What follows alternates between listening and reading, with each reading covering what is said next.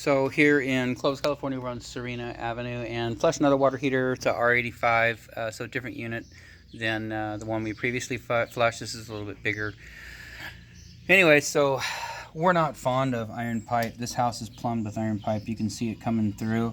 Now I don't know, what comes into the building out front as far as the water main, but your stubbed-in iron pipe here, just horrible product. Nothing we can do about it, but it's corroded. You can't see it, but inside of it, we had a video from the other, a nipple from the other video we showed that it's completely corroded on the inside. So that's what you have. Nothing we can do about it. Anyways, we replaced the brass.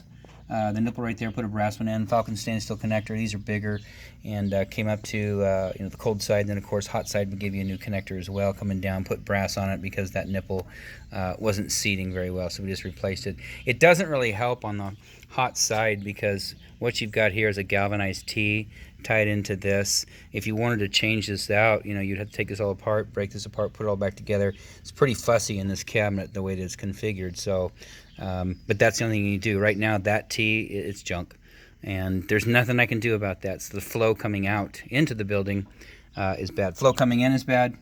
Flow going out to the house, in other words, coming into the water heater and then going out to the house from here. Iron pipe, nothing you can do. So, and that's in that's in the walls. The only way to do that would be go either to knock the stucco open and work on it, or go inside the building and cut drywall, which is probably a bedroom or closet or something. I don't know. But anyway, so new connectors.